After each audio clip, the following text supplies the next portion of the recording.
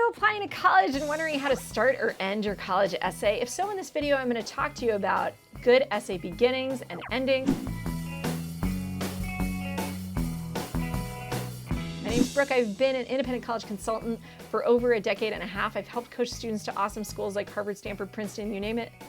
And in this video, I'm going to share my secrets with you. If you're studying for the SAT or the ACT, I've also coached students to perfect scores on both those tests, and you can check out our online course where I pack all my secrets in at SupertutorTV.com. We've also got a couple of books on Amazon.com, the best ACT math books ever. Check them out, and find us on social as well as right here on YouTube. Click subscribe below the video. It's super easy, and it's a great way to support us.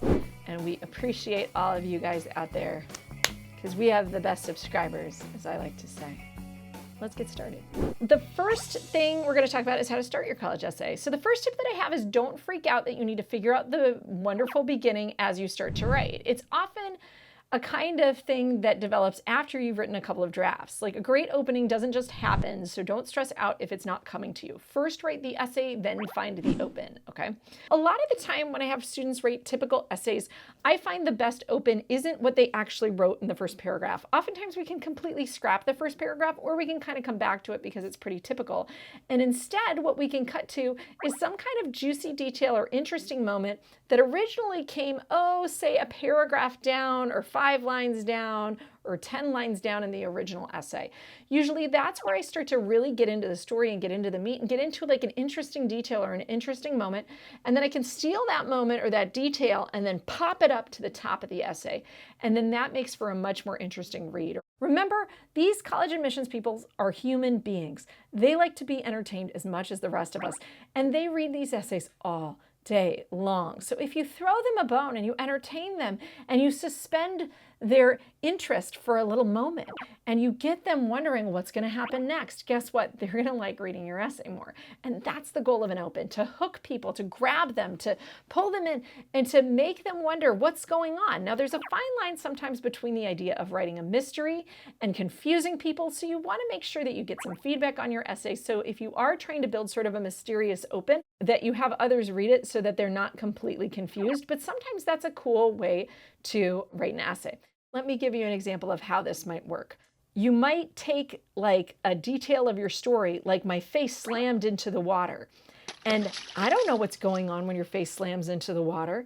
Maybe it's because you're a horrible diver and your face slammed into the water because you don't know how to dive yet. And maybe you actually started off this essay with, I remember my first day at swim school when I was in 3rd grade. The biggest prize at our swim school was a Jolly Rancher that you would get if you passed, the diving test and were able to do a dive off the ledge and into the pool in proper form, or whatever it is. You get what I'm saying. So we could tell this story about diving into the pool when you were a little kid, and that's a great story, but it's much more interesting to say my face slammed into the water as you're open than it is to say, as a little kid, I remember going to swim lessons at the local high school. Less interesting, right? My face slammed into the water. Now we're talking, right? So oftentimes, like I said, I take a detail from deeper in the story, one that's like, whoa, that's a moment that woke me up a little bit. Why did your face slam into the water, right? You want to find the point of interest to start with, not just what chronologically is the beginning of the story. But again, oftentimes you're not going to see that detail unless you write the story out from the beginning to begin with, and then you can double back and fill in what you need, okay? So that's my first way that you can start, is with an image. And an image can draw you in, it can be compelling, and it can make us wonder what in the world is happening.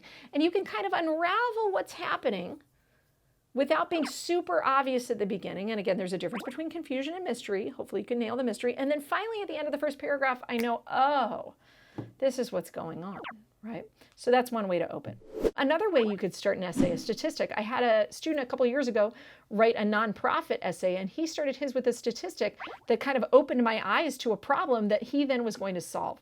So if you're going to write about community service or a solution that you proposed, start us off with a problem, and statistics are a great way to introduce that problem. For example, I could say the average American reads for pleasure less than 10 minutes a day. What a great place to start an essay about how you wanted to bring the power of reading to kids because you find reading so important, right? That brings me to my next one, which is a bit controversial, which is the quote. Some people love it and some people hate it. I will tell you there are some colleges and universities that specifically tell you, please, please do not use a quote to start your essay. UCs are one standout. I know there's a couple of UC schools that in their paraphernalia, they literally tell you, like, please, God, please do not just use quotes from famous people to set stuff up. So some schools hate it, other schools love it, but sometimes a quote is a way that you can kind of get into an interesting conversation. What I would challenge you to do is just be sure that your quote actually works with the essay that you're writing. I have seen some students write quotes to write quotes because they think they're kind of funny or cute.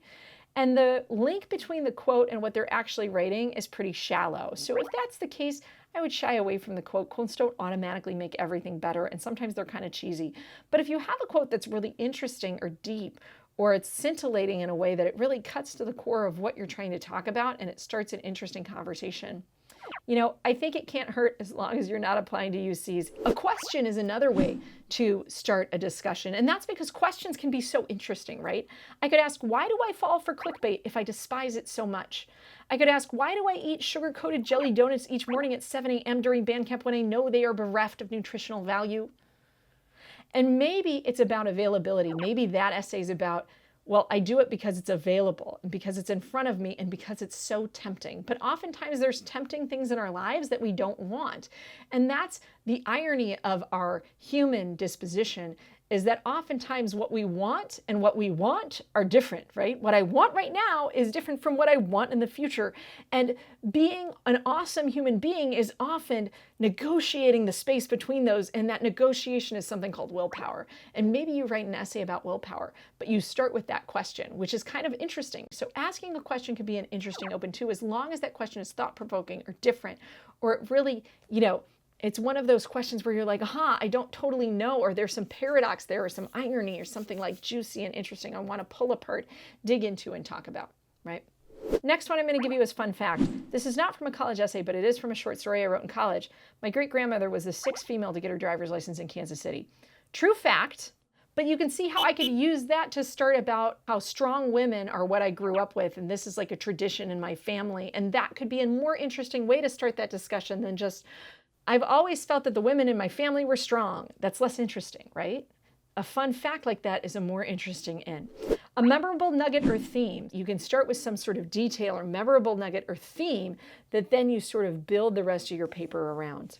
For my graduate school application at USC School of Cinema Television, I actually wrote, my first line was, they called me a crybaby. And I went on to talk about how as a kid I cried all the time. And so that was a concept or an idea that I built a story around, how like I was this kid who cried all the time. And the question is why, right? Why was I crying? So that's a way that I can start, is I start off with that theme, that idea of being a crybaby. It's an idea, it's a theme, and then it sort of comes up and it's sort of this nugget, this notion I can grab onto. That's another way, a memorable nugget or theme. Okay, now let's talk about how to end your essay. Generally, in ending your essay, there's a few things that I'm going to say. One thing is that you definitely have to reflect. Though I recommend reflecting throughout your essay, it's especially important at the end that you draw some sort of lesson from everything that you've said, or you reveal something about yourself. Sum up for us, what does this whole story show us about you? What do you want us to have as the takeaway? In a sentence or two, what do you want the admissions officer to know? What's your agenda, so to speak, from this essay? And what do you want us to take away? What do you want us to know? That's what your essay needs to emphasize and be about. And if you haven't figured that out, you're not done writing your essay yet. A lot of kids know how to write a simple narrative or story from their life, but they have trouble analyzing it or figuring out what in the world is the significance of it.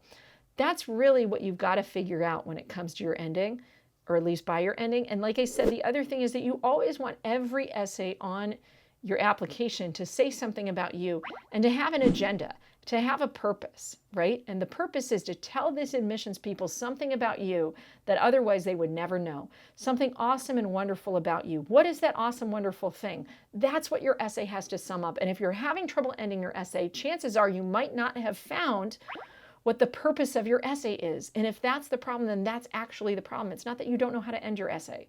It's that you don't know what at its core your essay is about. And when you figure that out, it's going to be a lot easier to end it. Finally, my last tip for endings is come full circle. Another technique that you can use to try to figure out where to end something is go back to the beginning, right? What are the questions that you posed in the beginning?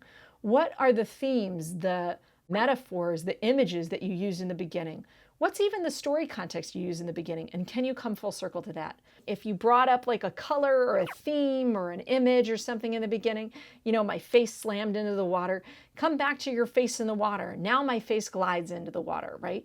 Finally, the last thing I'm going to say, and this is probably an obvious, is that you want to say something that feels final. How do you get it to feel final? You make it feel like, you know, you're not starting a new conversation. You don't add in random new details. You sum up, right? You have some sort of summary. The other thing that you can do at your ending is think bigger and think where to go next. So that's my last tip. Expand outward, and you can sort of think, where do I go from here? What's my dream in the future? How does this impact the world at large? Say something kind of bigger, and that's also another way that you can kind of close out.